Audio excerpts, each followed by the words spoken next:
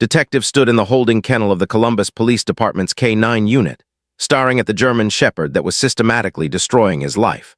Rex paced back and forth in the concrete enclosure, his muscular body tense with barely contained fury. Every few minutes, the dog would stop at the chain-link fence, throw his massive head back, and release a sound that was something between a howl and a scream, a primal expression of rage and pain that echoed through the entire facility. "He's done it again," Officer James said quietly, appearing beside with a manila folder thick with incident reports. "Yesterday's handler called in sick. Again, that's the fourth one in 2 months. Nobody wants to work with him anymore. The guys are scared." Didn't respond immediately. He was watching Rex, studying the dog's behavior with the intensity of a man trying to solve an impossible puzzle. The shepherd was 8 years old, still in his prime for a working dog, with a service record that had once been absolutely flawless. Those records were in his mind. 17 lives saved, 43 suspects apprehended, 0 incidents or complaints during 7 years of active duty. Rex had been the department's pride, the dog they brought to school assemblies and community events, the animal whose photograph hung in the station lobby with commendations plastered around it. That was before the shooting. That was before everything changed. "Talk me through it again," said, not taking his eyes off the packing dog. "I need to hear it exactly as it happened." James sighed heavily. He'd already recounted the story a dozen times, but he understood why needed to hear it again. The incident had occurred 3 months ago, and it still didn't make complete sense to anyone.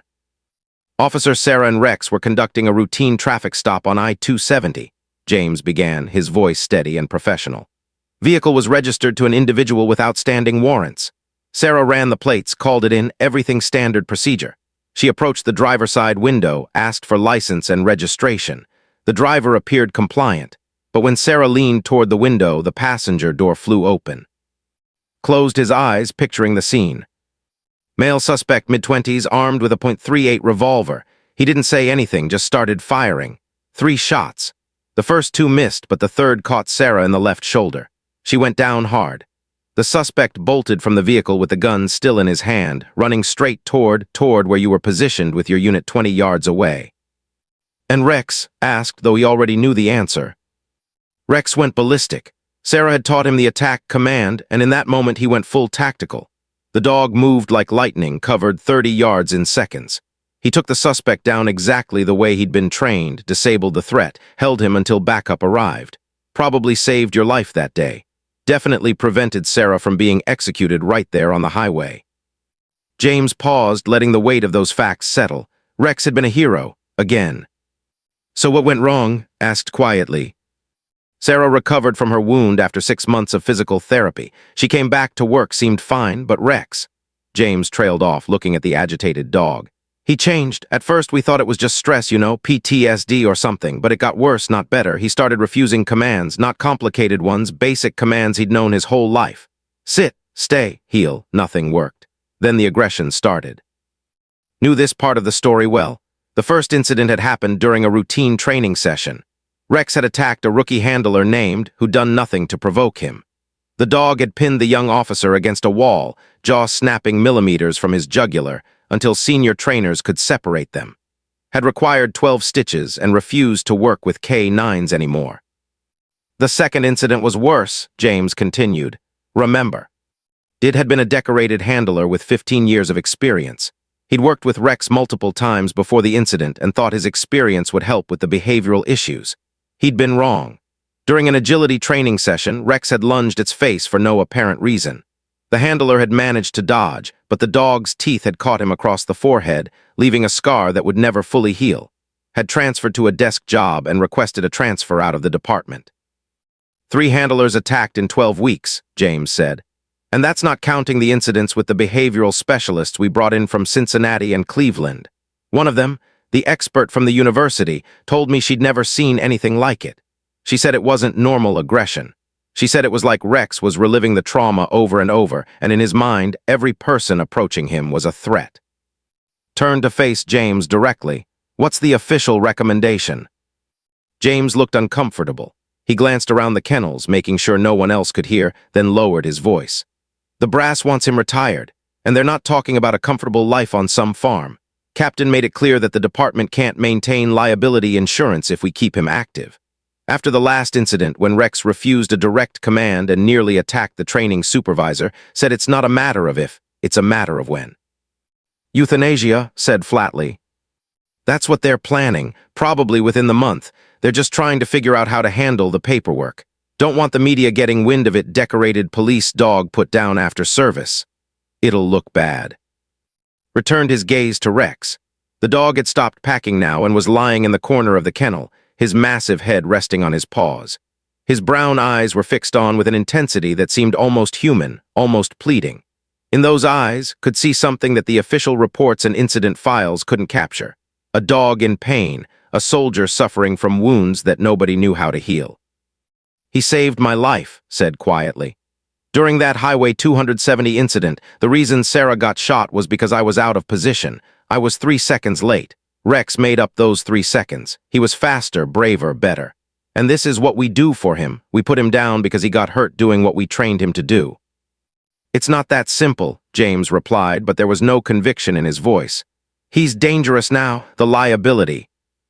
I don't care about liability, interrupted. I care about loyalty. That dog gave everything for us, everything. And now he's broken, and instead of fixing him, we're going to execute him. James shifted uncomfortably. So what do you suggest? We can't have an unpredictable dog on the force. We can't trust him with handlers, and nobody wants to adopt a violent police dog. It's a no-win situation. Stared at Rex for a long moment, his mind racing through possibilities, dead ends, last desperate options. The dog lifted his head slightly, as if sensing something shifting in the universe around him. Maybe, said slowly, nobody's looking in the right places for the solution. He pulled out his phone and began scrolling through old emails, searching for something he'd seen weeks ago. A community bulletin about a local family seeking a service dog.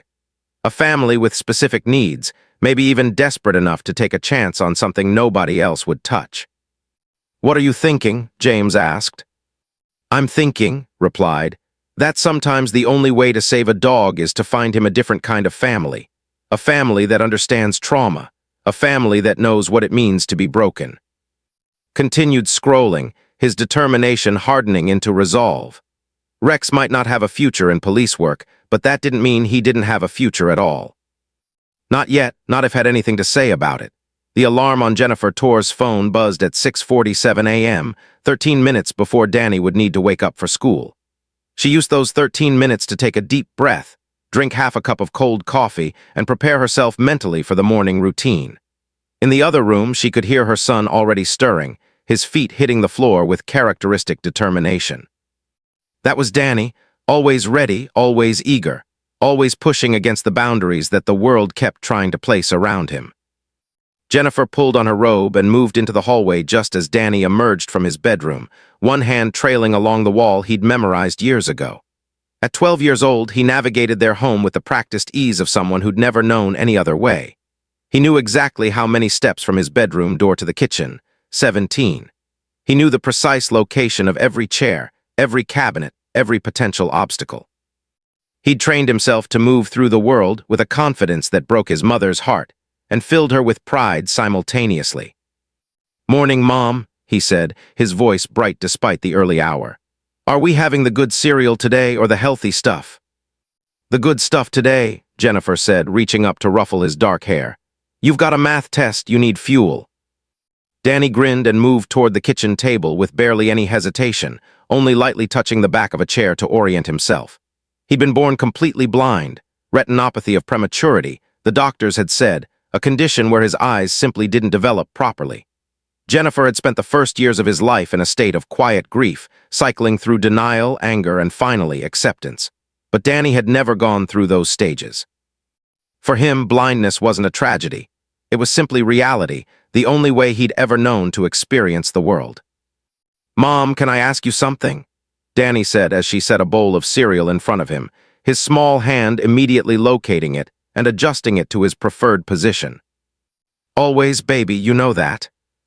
At school yesterday, during lunch, Emma was talking about how her dog helped her feel less nervous when she had to present in class. She said the dog was like a comfort thing, you know? And I was thinking. He paused, and Jennifer could hear the hesitation in his voice. I was thinking about how nice that would be, to have a friend like that, not just someone who understands me, but something that's always there. Jennifer's chest tightened. She'd known this was coming. Over the past year, Danny had become increasingly interested in independence, in experiences that other kids took for granted. He wanted to go to movies, to ride his bike in the driveway, a compromise they'd reached, to walk to the neighborhood store by himself. And now, a service dog. The dream that Jennifer had quietly harbored for him as well, but never mentioned because she'd thought it was impossible. "I know what you mean," she said carefully, sitting across from him with her own coffee. "That sounds really nice." "Could we maybe get a dog?" Danny asked, his voice small but hopeful. "Like a real one that could help me, not just a pet, but like a working dog." Jennifer spent the next hour before school researching on her laptop while Danny ate breakfast. She'd looked into service dogs before, years ago, when Danny was first born. The information she'd found then had been discouraging. Service dogs cost between $15,000 and $30,000. The training took a year or more. Most dogs never completed the program, and there was no guarantee that a dog trained for one handler would work with another. It was, quite simply, one of those beautiful dreams that seemed permanently out of reach. But today, she decided to check again.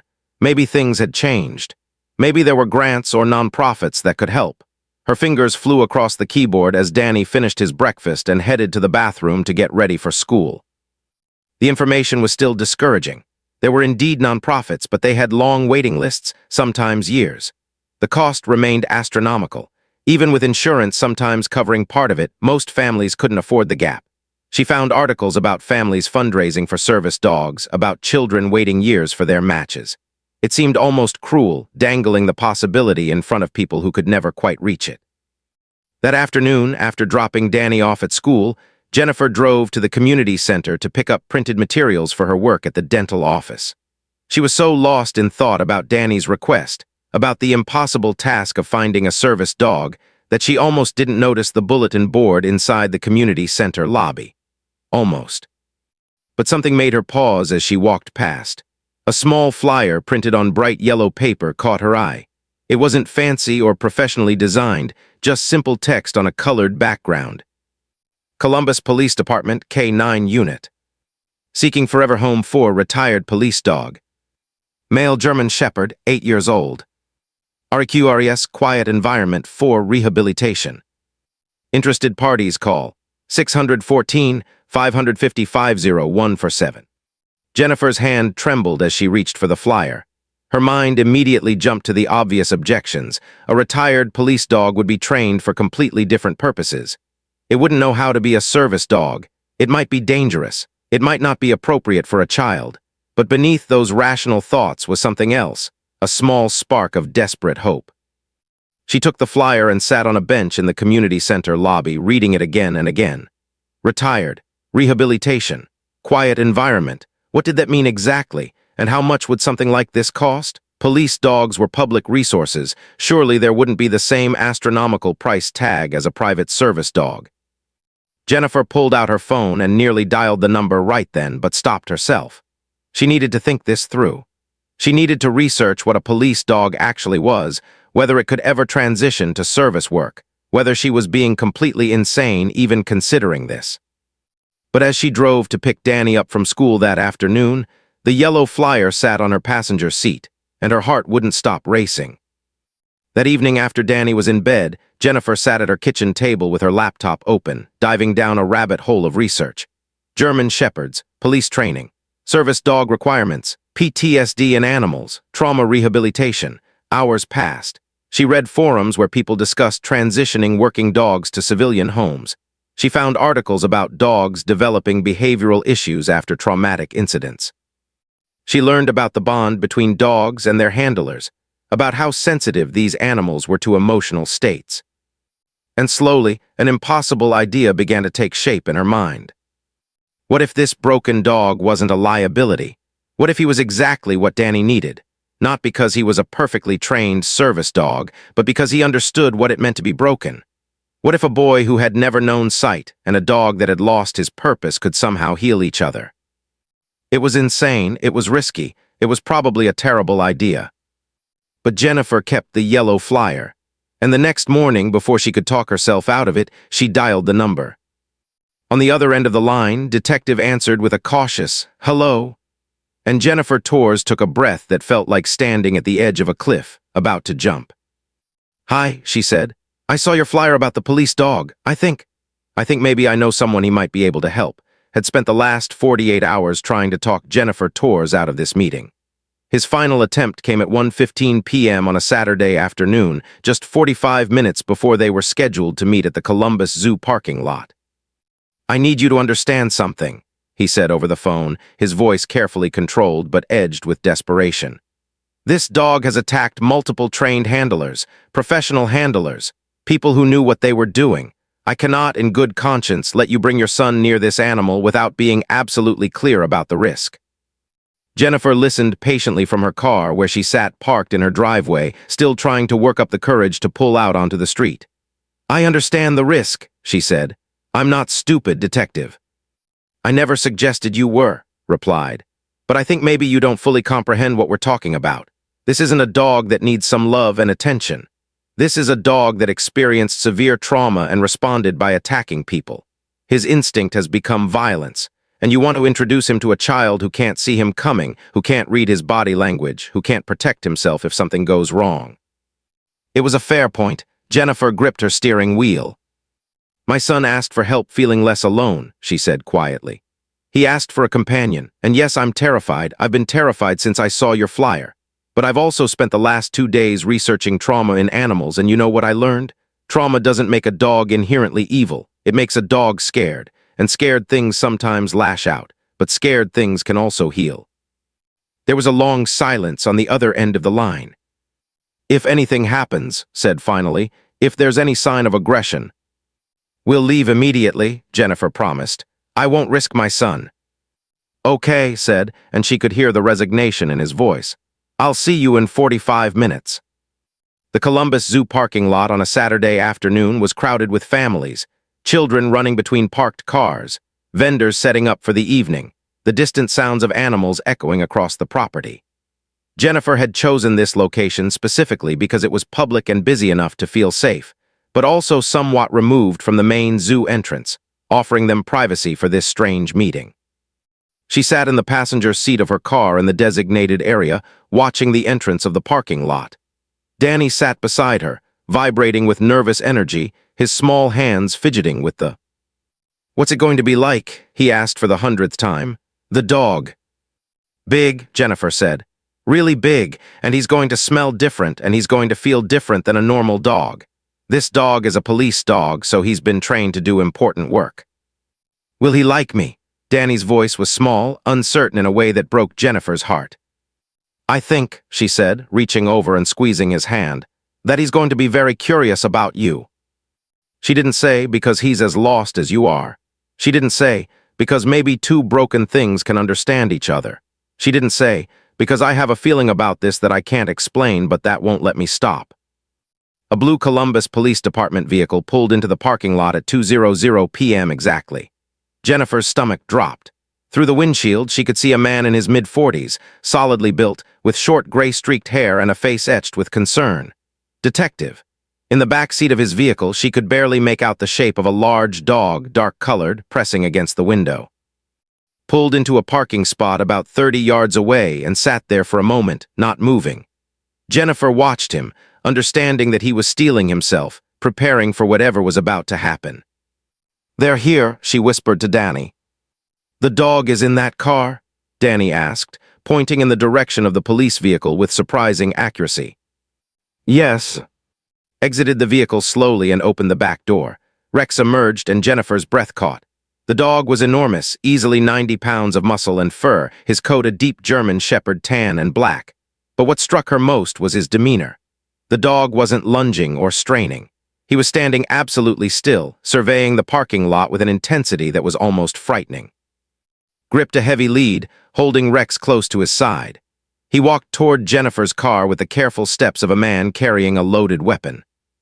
Jennifer unbuckled her. "Okay, baby, time to get out. Remember, move slowly. Let the dog come to you." Danny nodded, and Jennifer opened the passenger door. The boy stepped out carefully, and Jennifer positioned him about 6 feet away from the approaching detective and dog. Stopped about 10 feet away. "Are you sure about this?" he asked Jennifer, not Jennifer Torres the mother, but Jennifer Torres the human being taking a massive risk with her child's safety. "No," Jennifer admitted, "but I'm doing it anyway." She turned back to Danny. "Okay, sweetheart, the detective and the dog are right in front of us. I'm going to stay right here. You can take a few steps toward them if you want, but there's no pressure. This is your choice." Danny took a deep breath. Then, with the courage of someone half his age or twice his maturity, he stepped forward. His arms were at his sides, palms out slightly, a gesture Jennifer had taught him for approaching new people. A gesture that somehow translated across species. Tensed, his hand tightening on the lead. "Easy, boy," he murmured to Rex. And then something extraordinary happened. Rex, the dog who had attacked 3 professional handlers in 12 weeks, who had lunged and snapped and terrified everyone who came near him, simply stopped. His ears, which had been slightly pinned back in tension, perked forward. His body, which had been coiled tight as a spring, went completely still. Danny continued forward until he was just 3 feet away. "I can't see you very well," he said to the dog, using the social language he'd developed over his 12 years of navigating a sighted world. "But I can feel you're there. I can feel you're really big." Rex didn't move. Danny raised his hand slowly, deliberately, and extended it into the space between them. His fingers, pale and small against the afternoon sun, stretched toward the dog's massive head. Held his breath. He'd seen Rex react aggressively to sudden movements, to unexpected touches, to the mere suggestion of contact from someone he didn't know. He was watching a 12-year-old blind boy walk willingly into a situation that could end in tragedy. But then Danny's fingers made contact with the soft fur between Rex's ears, and something shifted in the universe. The dog's entire body relaxed. His tail, which had been held rigid and high, dropped to a neutral position. He made a small sound, not quite a whine, more like an acknowledgement, like a soldier finally laying down his weapon. "You're scared," Danny whispered to the dog, his hand gently stroking the fur. It wasn't a question. It was a recognition, one wounded soul identifying another. Felt tears prick his eyes. He couldn't explain what was happening, couldn't rationalize it through his years of police training and behavioral psychology. All he knew was that in this moment, in this parking lot on a Saturday afternoon, something that had seemed impossible was actually occurring. Jennifer's hand flew to her mouth. She'd taken a risk, and it wasn't paying off the way she'd feared. It was paying off better. "I know what it's like to be scared," Danny continued, his voice steady and certain. "Different kind of scared than you probably, but still scared." Rex leaned slightly into the boy's touch, and for the first time in 3 months, Detective believed that this dog might actually survive. "Can we sit down?" Danny asked, already moving with surprising confidence toward a nearby picnic table. "I want to sit with him for a while." And Jennifer exchanged a glance. Then, carefully, they moved with Danny to the table. Rex walked beside the boy without pulling, without straining, as if he'd been waiting his entire life for someone to see him the way Danny did. And as the afternoon light shifted across the parking lot, and a blind boy sat beside a traumatized dog with his hand resting on the animal's back, Jennifer Torres understood that she'd been right about something essential. Sometimes the most broken things could heal each other. The first week was cautious. Visited the Torres home 3 times, watching Rex and Danny interact, monitoring for any signs of aggression or distress. He brought training manuals, behavioral guides, notes from the veterinary behaviorist he'd consulted. Jennifer took detailed notes of every moment, every tail wag, every instance of tension, every interaction that seemed to either build or break the fragile bond forming between boy and dog. Rex had moved into the Torres home on a Tuesday afternoon. The first night he refused to eat. The second night he ate but threw up an hour later. By the third night, Jennifer wasn't sure if she'd made a terrible mistake. "He's adjusting," assured her during one of his visits, though even he seemed uncertain. "This is normal. The environment is completely foreign to him. The sounds are different. The smells are different. Everything he knows has changed." But what they didn't anticipate was how Danny would become Rex's anchor in those early days. Though neither of them knew that word yet, that perfect word that would eventually change everything. Danny had created a routine without being told to, operating on pure instinct. Every evening after school, he would find Rex. Usually the dog was hiding in the corner of the living room, his massive frame somehow trying to make itself small, and he would sit beside him. Not petting him aggressively or trying to force interaction, but simply sitting, breathing, being present. "Hey, buddy," Danny would whisper, "it's me, just me." And slowly, the dog would relax fractionally. On the 8th day, something shifted. Jennifer was in the kitchen making lunch when she heard Rex begin to pace. Fast, repetitive packing, the kind of movement that indicated anxiety spiraling. She'd seen it before. This was how Rex's panic attacks manifested. Sometimes they lasted an hour, sometimes longer. During these episodes, the dog was inconsolable, dangerous, a prisoner in his own nervous system. She called out to Danny, "Honey, Rex is getting anxious. Maybe come keep him company." She expected Danny to come into the living room, sit down like he always did, and they'd see if the dog could be soothed. But this episode was different. This was more intense. She could hear Rex's claws clicking rapidly against the hardwood floor, the dog's breathing becoming heavier, faster. Then she heard something that made her freeze. Danny's voice, calm and steady. "Anchor, Anchor, buddy, I'm here, Anchor." Jennifer moved quietly to the living room doorway and peered in. Danny was standing in the middle of the room, his arms slightly extended, his face calm despite the distressed dog circling him. With each panicked lap around the room, Rex would pass closer to Danny, and each time Danny would whisper the word again, "Anchor." It was a word Jennifer had never heard Danny use before. Not a word from any behavioral guide or training manual. Just a word her son had apparently chosen instinctively, crystallizing something essential about what Rex needed. The packing continued for another few minutes, but gradually, it began to slow. Rex's breathing became less frantic. The clicking of claws against the hardwood became less rapid. And finally, the dog came to a complete stop, standing about 3 feet from where Danny stood. "Come here," Danny whispered. "Anchor, come here, boy." Rex walked forward and pressed his entire body against the boy's legs, his head dropping down, his breathing settling into something approaching normal. Danny reached down and placed his small hand on the dog's neck, feeling the pulse, sensing the animal's heartbeat finally slowing back to a reasonable rhythm. "I know," he said softly. "I know it's scary, but you're anchored now, you're safe." Jennifer stood in the doorway with tears streaming down her face, unsure whether she was witnessing a breakthrough or if she was just a mother desperate to believe that something impossible was happening. Arrived for his evening check-in to find Danny and Rex lying together on the living room floor, the boy's head resting on the dog's side, both of them asleep. "What happened?" he asked Jennifer quietly as they moved to the kitchen. Jennifer recounted the story, still somewhat in shock herself. "He used this word, anchor. He kept saying it over and over, and it was like it was exactly what the dog needed to hear. It was like Danny understood something about Rex that I couldn't see." Listened carefully, his detective's mind trying to rationalize what he was hearing.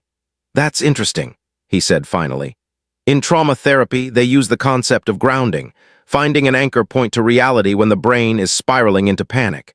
It's possible that Danny, without any formal training, just instinctively understood that concept and applied it to Rex. Or, Jennifer said quietly, they just understood each other." Over the next 2 weeks, the word anchor became their foundation. Whenever Rex's anxiety began to rise, Danny would find him and whisper the word. Sometimes he would place his hand on the dog's back and breathe deliberately, slowly, creating a rhythm for Rex to follow. Other times, he would simply sit in whatever room Rex had retreated to and repeat the word like a mantra. "Anchor, anchor, anchor." And Rex would come. The transformations were gradual at first. A day where Rex ate his entire breakfast without throwing up. A morning where he approached Jennifer without flinching. An afternoon where he actually seemed to enjoy playing with a rope toy instead of hiding from it. Small victories that accumulated like compound interest. But it was 3 weeks into his stay when the real breakthrough came. Jennifer had taken Danny to his weekly piano lesson, leaving Rex home alone for the first time since his arrival. She'd arranged for to check on him, worried about how the dog would handle the separation.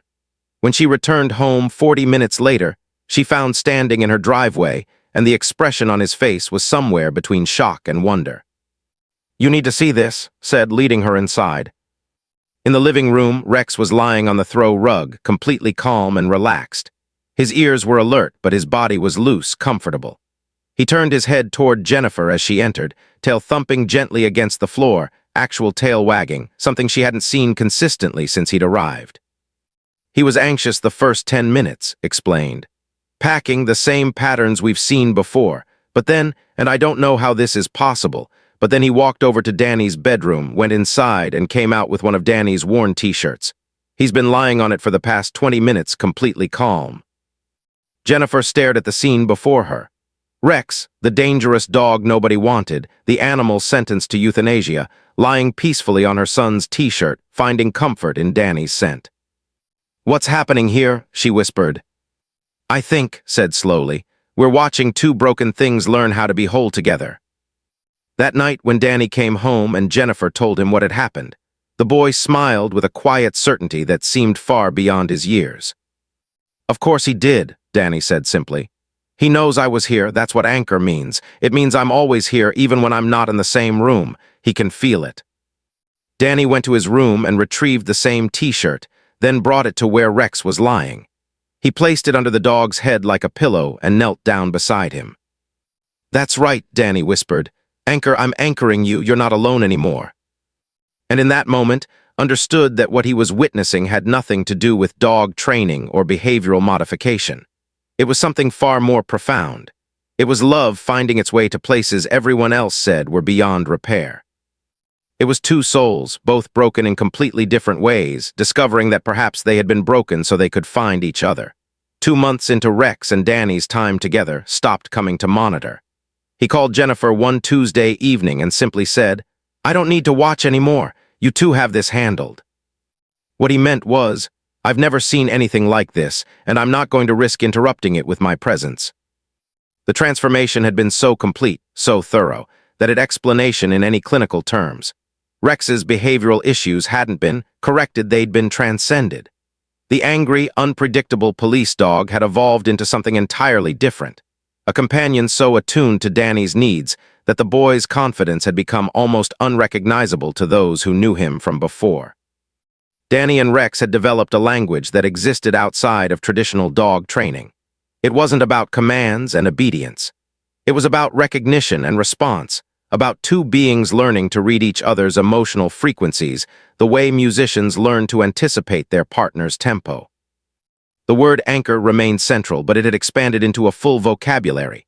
When Danny wanted Rex to move with him down the hallway, he would place his hand on the dog's back and whisper, "Anchor forward."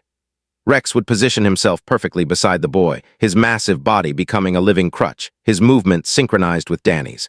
When Danny felt uncertain or scared, he would say simply, "Anchor," and Rex would come, no matter where he was in the house. When the dog needed comfort, Danny had learned to recognize the subtle shift in Rex's breathing, the way his muscles would tense almost imperceptibly, and Danny would whisper, "I'm here. Anchor," and the panic would dissolve. But what surprised everyone most, Jennifer, even Danny himself, was how the dog had learned to read Danny's emotional states through touch alone. One afternoon in early November, Danny came home from school unusually quiet. He'd had a conflict with a classmate during lunch, some other kid who'd said something cruel about blindness. Danny had handled it with mature grace, but the hurt was there, buried beneath his composed exterior. He dropped his backpack by the door and moved slowly toward the living room. Rex was waiting, as he always was, but instead of approaching Danny excitedly or demanding attention, the dog did something extraordinary. He approached with unusual gentleness and pressed his entire body against Danny's legs, creating a living wall of support. Then he slowly sank to the floor, lying down in a way that positioned his body as a perfect backrest for the boy. Danny, without explanation or prompting, sat down against the dog's side and began to cry, not loud, dramatic sobs, but the quiet tears of a child processing hurt. Rex didn't try to comfort him in a typical way. He simply held him. He simply existed beside him. His body remained perfectly still, his breathing deliberately steady, as if he was willing the boy to match his rhythm. They stayed like that for 40 minutes until Jennifer called them for dinner. "What happened at school?" Jennifer asked, though she'd already called the school and gotten the full story. "Nothing," Danny said, but his voice was steadier now. "Rex just knew I needed him. He always knows." Jennifer looked at her son and understood something fundamental. Danny had stopped being a blind child who needed accommodation. He had become something more, a person learning to navigate the world not by overcoming his limitations, but by embracing a different way of experiencing it. And Rex had become the bridge between Danny's internal world and the external one. By mid-November, Danny had been attending school with Rex at his side for 3 weeks. The first day had been nerve-wracking. Jennifer had accompanied them, worried about how teachers and administrators would react, concerned that they might reject the idea of a dog in the classroom. But the principal, a woman named Doctor, had called Jennifer into her office before school even started. "I've read Detective's letter," she said, referring to the formal note had written explaining Rex's history and current role. "And I have to tell you, I had reservations, but I've also been in education for 28 years, and I've learned that sometimes the most powerful learning happens when we're willing to take calculated risks. Danny and this dog can stay, but I want you to know we're all going to be paying very close attention." The teacher's concerns evaporated within a week. Danny's English teacher, Mr., reported that the boy's participation in class discussions had increased dramatically. Instead of raising his hand and then losing his nerve, Danny now seemed genuinely confident.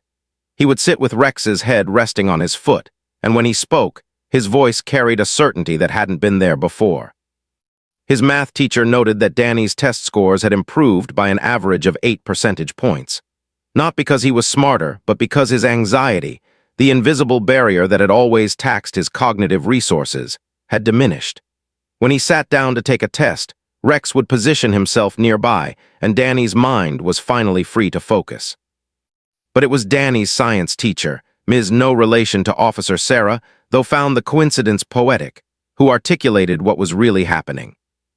She called Jennifer during parent-teacher conference week and asked if they could meet in person rather than over the phone. "I wanted to tell you this face-to-face," Ms. said when they were seated in her classroom after school. Rex was lying calmly on the floor beside Danny, who had come along to sit in the hallway outside the classroom. "Danny has become a different student," the teacher continued. "I don't mean different in behavior, though there is that. I mean he's different in his fundamental engagement with the world. He used to approach learning like someone trying to navigate in the dark. Now he approaches it like someone who's chosen a different way of seeing." She paused, choosing her words carefully. "I have students who can see perfectly who are failing my class because they're anxious, disconnected, or unmotivated.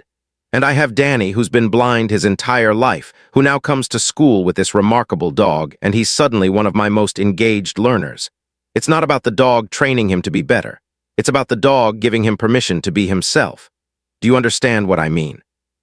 Jennifer felt tears forming. "I think so. What I'm trying to say is that your son has always had the capability to be this confident, this engaged, this present. He just needed to know that someone, or something in this case, believed in him completely. And that dog believes in him. Unquestioningly, it's changed everything." By December, Danny had been featured in the school newsletter as Student of the Month, though the title felt inadequate for what was actually happening. Other students had begun asking about Rex, wanting to understand the relationship between the boy and his dog. Danny had patiently explained to anyone who asked, "Rex doesn't help me because I'm blind. Rex helps me because we both know what it's like to be scared, and together we're not scared anymore." Jennifer watched her son navigate the hallways with a fluidity that had seemed impossible just months before. She watched him raise his hand in class without hesitation. She watched him laugh with friends at lunch, his hand absently resting on Rex's head, the dog's presence somehow making all the difference. One evening in late December, as snow began to fall outside their home, Danny sat on the couch with Rex's head on his lap and turned to his mother. "Mom," he said, "I think Rex was waiting for me. I think we both were. We were broken in different ways, but we were waiting for each other." Jennifer sat beside them and understood that her 12-year-old son had just articulated the most profound truth, that sometimes healing isn't about fixing what's broken. Sometimes it's about finding the other broken thing that was always meant to find you. And as snow accumulated on the windowsill, and Rex's steady breathing created a rhythm that Danny matched with his own, Jennifer recognized that the real transformation wasn't happening in Danny or in Rex individually. The real transformation was happening in the space between them, in the quiet understanding that connection transcends disability, that trust dissolves trauma, and that sometimes the most powerful healing requires nothing more than two souls willing to see each other completely. The Columbus Dispatch reporter found them on a Tuesday morning in January. Her name was Sarah Mitchell, and she'd been covering the police beat for 6 years. She knew Detective peripherally, had called him for quotes on various stories over the years. When mentioned casually during a conversation about departmental budget concerns that there was an interesting K-9 rehabilitation story happening locally. Sarah's news instincts immediately activated. She drove to the Torres' home that afternoon without calling first, not wanting Jennifer to have time to say no. She arrived to find Danny and Rex playing in the backyard, Danny throwing a ball with surprising accuracy, Rex chasing it with the enthusiasm of a dog who'd rediscovered joy. Sarah stood at the fence for 5 minutes, just watching before Jennifer noticed her. "Can I help you?" Jennifer called out, protective immediately shifting into place. "My name is Sarah Mitchell. I work for the Dispatch. Detective mentioned that you might have an interesting story." She paused. "I think maybe I just witnessed part of it." Jennifer's first instinct was to refuse. Privacy felt precious in their family right now, their healing fragile and new. But as she looked at her son playing with the dog, really playing, not just going through motions, but genuinely engaged with pure joy, she thought about all the other families out there wondering if their children with disabilities could ever experience this kind of happiness. What if sharing this story could help them? "Let me talk to Danny," she said finally. "This is his story as much as mine." Danny, when asked, was hesitant but willing. "If it helps someone else's dog," he said thoughtfully, "then yeah, I want to do it." The article appeared on the front page of the Sunday Dispatch magazine section. The photograph was stunning, Danny laughing, his hand on Rex's head, the dog's tongue hanging out in a perfect expression of contentment. The headline read, "Boy and Dog, How a Blind Child and a Traumatized Police Dog Healed Each Other." The response was immediate and overwhelming. The article went viral on social media that same Sunday. By Monday morning, Jennifer had received 87 emails from people across Ohio, and by Tuesday the number had tripled. Parents of blind children asking for advice.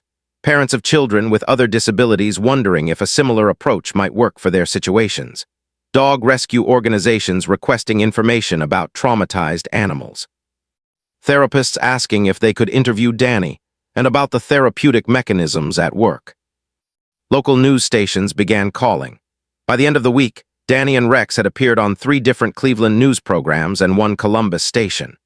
In each interview, Danny spoke with a quiet authority that belied his 12 years, explaining that he thought what made the connection work was that we both understood what it was like to feel broken, and we decided to be strong together instead of alone. One email in particular caught Jennifer's attention. It was from a woman named in Cincinnati. Her daughter, Sophia, was also blind and had recently been severely bullied at school. Sophia had stopped eating, had withdrawn completely, and was showing early signs of depression. Had watched Danny's interview and wondered if perhaps a service dog might help, but knew she could never afford one. Jennifer showed the email to Danny. He read it, using the Braille reader Jennifer had set up on the family computer, and looked at his mother with an expression of absolute determination. "We have to help," he said simply. What followed was a chain of phone calls and connections. Jennifer who reached out to other police departments in Ohio. Within 2 weeks, Cincinnati Police Department identified a young female German Shepherd named Bella who had shown signs of behavioral issues, but hadn't yet reached the crisis point that Rex had. The dog was placed with family on a trial basis. The impact wasn't as immediately dramatic as it had been with Danny and Rex, but within a month, sent Jennifer photos of Sophia with a real smile on her face for the first time in months. The girl had begun attending school again. She'd stopped refusing meals. The transformation was happening. The story of Danny and Rex spawned a movement. Teachers began contacting Jennifer asking if they could invite Danny to speak at their schools about disability and perspective. Other families reached out, inspired to reconsider what their disabled children might be capable of if given the right support and opportunity. But the most powerful moment came in Danny's 7th grade creative writing class in February. His teacher, Mr., had assigned students to write about a relationship that had changed them. Most of the class wrote about friendships or family members. Danny wrote about Rex. The poem was untitled, written in Braille, then transcribed by Jennifer. 2 things that were broken. You came with scars I couldn't see. Marked by violence and fear. A soldier who'd forgotten how to trust. The hands that reached toward you. I came with darkness that was always there. Born into a world I could never see. Learning early that my limitations. were supposed to define me. We were broken differently, but we recognized the breaking. You didn't pity me for being blind. I didn't fear you for being hurt. Instead, we chose a word, anchor. And we learned that broken things don't need to be fixed. They need to be understood. Now when I move through the world, I don't feel less. I feel guided by someone who also knows what it means to be afraid. And maybe that's the secret. Nobody tells you about broken things. They can find each other in the dark. And together they can become light. When Danny read the poem aloud to his class, his hand resting on Rex's back, there wasn't a single student who wasn't crying. Mr., standing at the back of the room, made no effort to hide his tears. That poem was shared again and again. Parents sent it to their children's teachers. Disability advocacy organizations posted it on their websites. A local poetry journal asked permission to publish it. Within 3 months, over 50,000 people had read Danny's words about broken things and light. But what impacted Jennifer the most wasn't the viral spread or the recognition. It was the personal messages that kept arriving.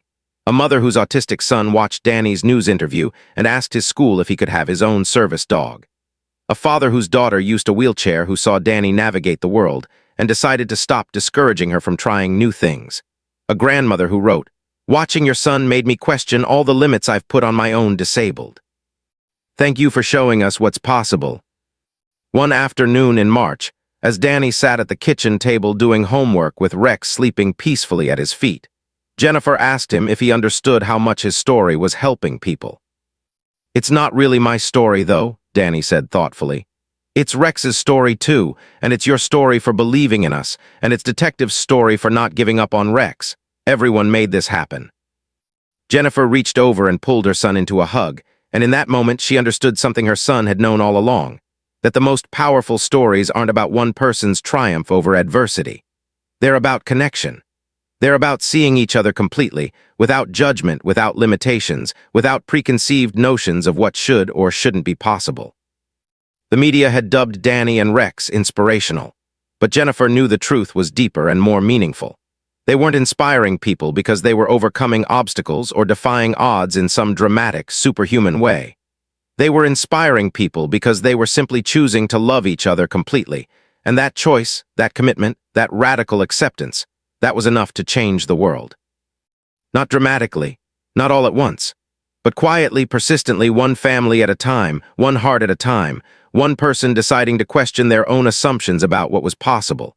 Detective sat in Captain's office on a Wednesday morning in late March with a folder containing 43 pages of research, policy proposals, and documented case studies. Looked skeptical, which had expected. The captain was a pragmatist, someone who dealt in liability concerns and departmental budgets, not inspirational dog stories. "Explain to me why we should change departmental protocol based on one dog and one kid," said, leaning back in his chair. Took a breath. He'd prepared for this question, had rehearsed his answer a dozen times. "Because we're losing valuable assets based on incomplete understanding of trauma response," began. "Rex wasn't a defective dog.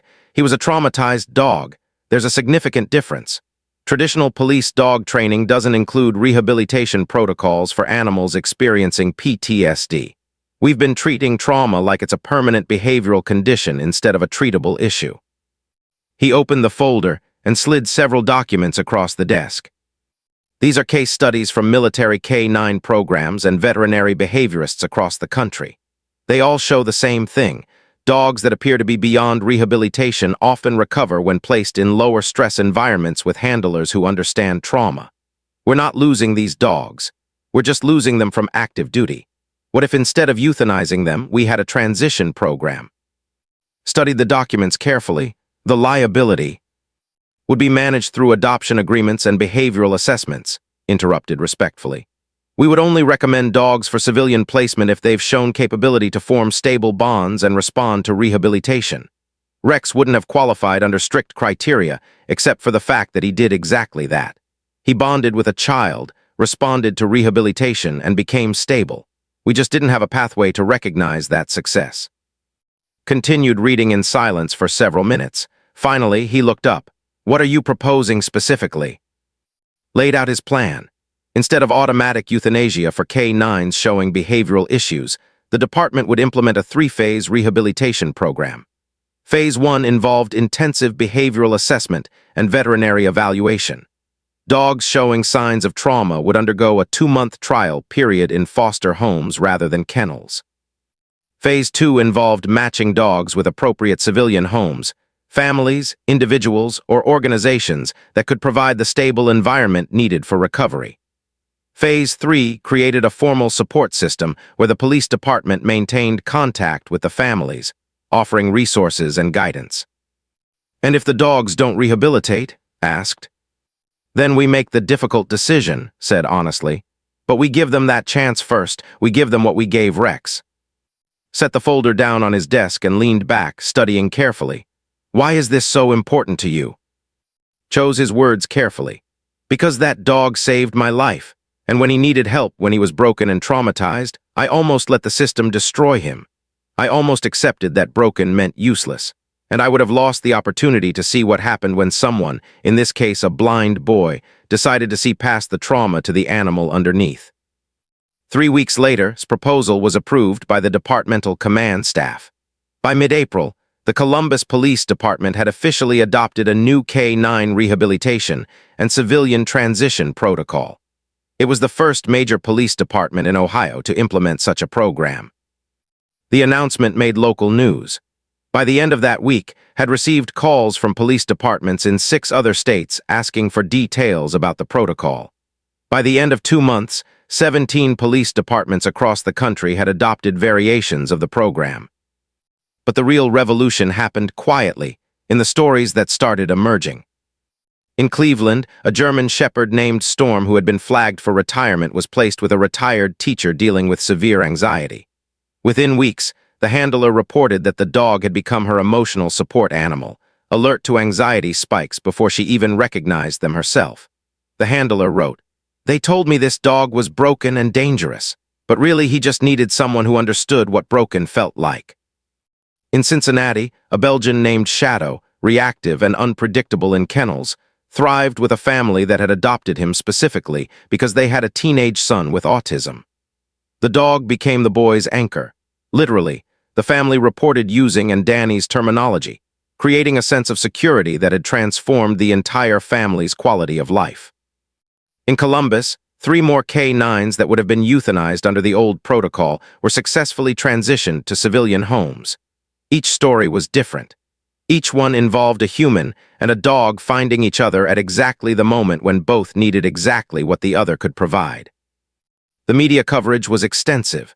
Major news networks picked up the story of the police dog program inspired by a blind boy and his K9 companion. There were think pieces about disability and transformation, about what it meant to see beyond limitations, about the way trauma could be healed through connection rather than control. When Danny turned 13 in May, the Columbus Police Department held a small ceremony at the station. Captain presented Danny with a commendation acknowledging his role in inspiring the K9 rehabilitation protocol. Danny stood there in his dress shirt, with Rex at his side wearing a special ceremonial harness, and tried not to laugh at the absurdity and beauty of the moment. "This is weird," he whispered to Rex after the ceremony, when adults were still milling around taking photographs. "Is it?" said, appearing beside him.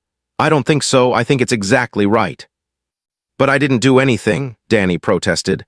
"I just loved a dog." "Exactly," said, "and that was enough to change everything." The protocol's implementation had immediate consequences beyond the individual dog placements. Police departments across the country began their approach to K9 welfare. Veterinary behaviorists who'd been ignored when they suggested trauma rehabilitation programs suddenly found departments listening. Officers who'd been grieving the euthanasia of beloved partners who'd become traumatized had a new possibility: transition to civilian life instead of termination. In police academies across the nation, new recruits began learning about K9 PTSD and trauma response.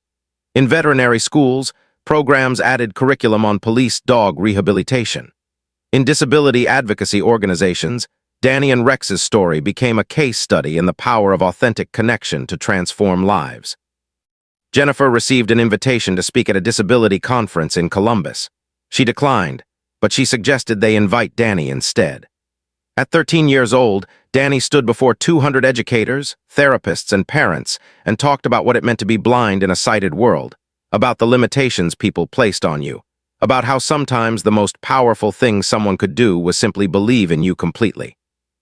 Rex didn't believe in me, Danny said, his hand resting on the dog's head, because he thought I was special or brave or inspirational.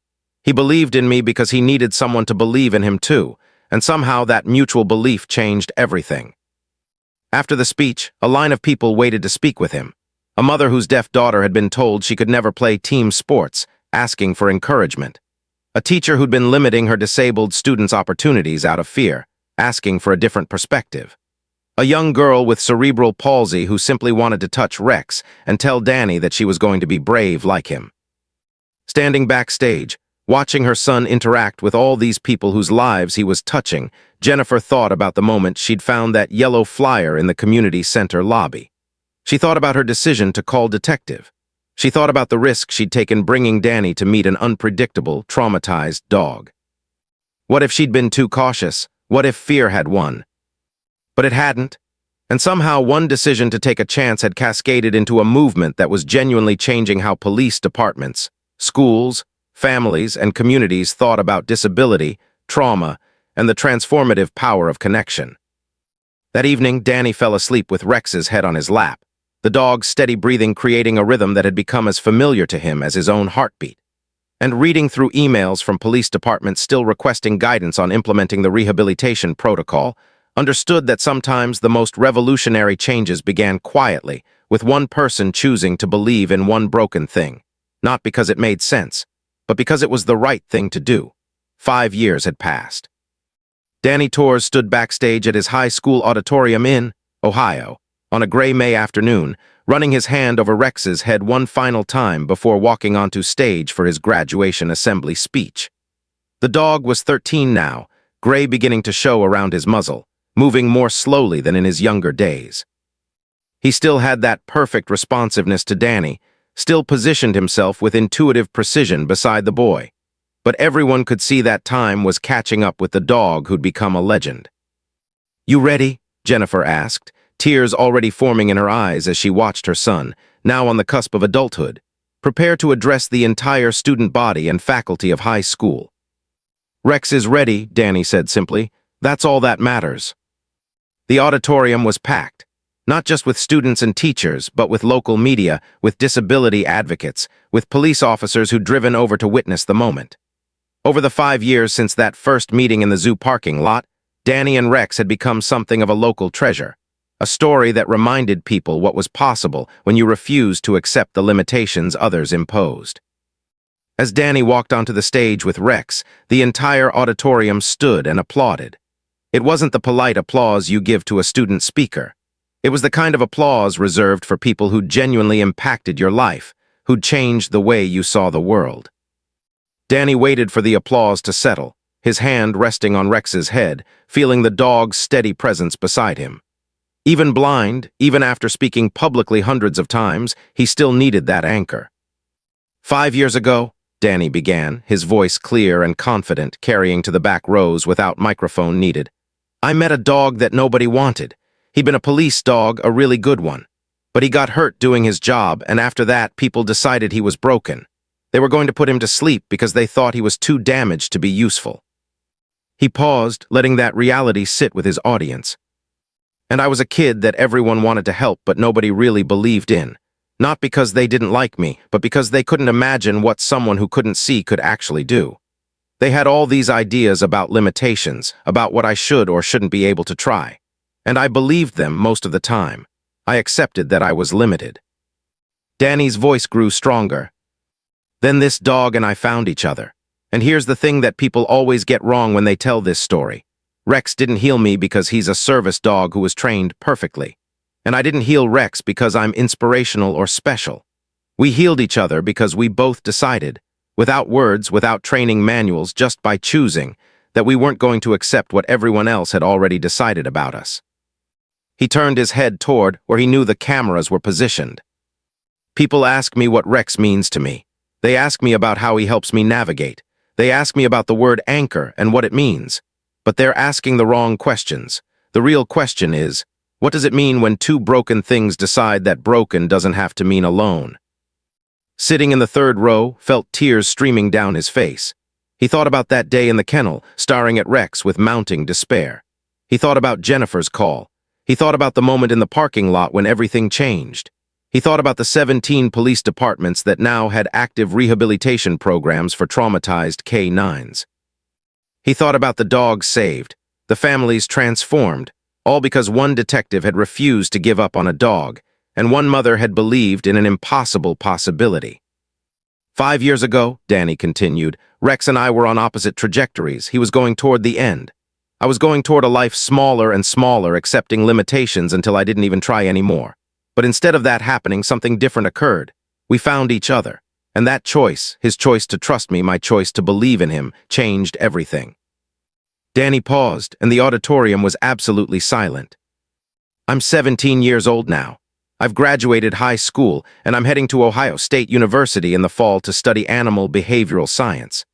I'm going there because of a dog who taught me that trauma doesn't define you, and because I want to help other people understand what Rex understood, that broken things aren't useless.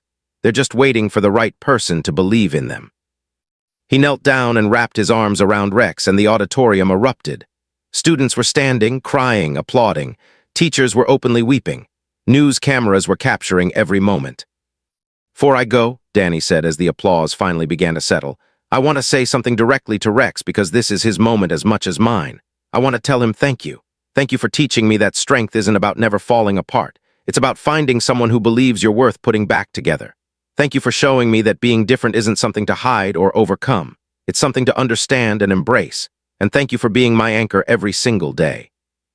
Danny stood and Rex moved with him, the dog's body perfectly aligned with the boy's, two beings moving as one. I think people misunderstand what transformation looks like, Danny said. They think it has to be dramatic, has to be visible, has to make you into something completely different than what you were. But that's not what happened to Rex and me. We didn't become different versions of ourselves. We became more completely ourselves. We removed the lies that other people had told us about who we were supposed to be, and we just became who we actually were. And that was enough. That was everything.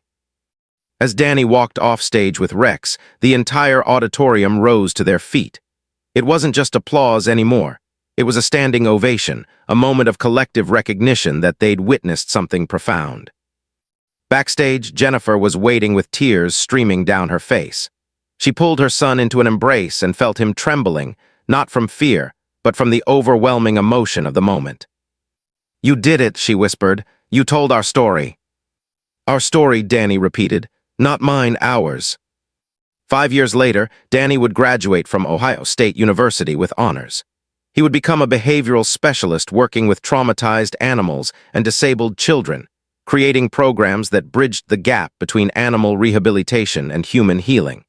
He would write a book about his journey with Rex, and that book would sell over 500,000 copies worldwide. But on that afternoon in May, as he walked down the hallway of high school with his hand on Rex's head, feeling the dog's breathing sync with his own, Danny wasn't thinking about the future. He was thinking about the present moment, this perfect, impossible, ordinary moment of a blind boy and a traumatized dog who decided that being broken was just another way of being whole. Rex lived for 6 more years after that graduation day. When the dog finally passed away at the age of 19, surrounded by Danny and Jennifer, it was peaceful. The dog who'd been sentenced to death had instead become a symbol of redemption, a living testament to the power of connection to heal what nothing else could touch. But Rex's legacy lived on, in the police departments that continued his rehabilitation protocol, in the families that opened their homes to traumatized animals, in the schools that began questioning their limitations on disabled students, in the thousands of people who'd heard Danny's story and decided to believe in something impossible. And most of all, in the boy who'd learned to anchor himself not despite his blindness, but because of what blindness had taught him about seeing with your heart instead of your eyes. The most powerful transformations, Danny would tell people for the rest of his life, aren't the ones that fix what's broken. They're the ones that recognize that brokenness, held by the right hands in the right moment with the right person, becomes the most beautiful, most authentic, most real version of wholeness. Sometimes all it takes is one word whispered in the darkness, anchor. And suddenly, two souls that were falling finally understand they were waiting to catch each other all along.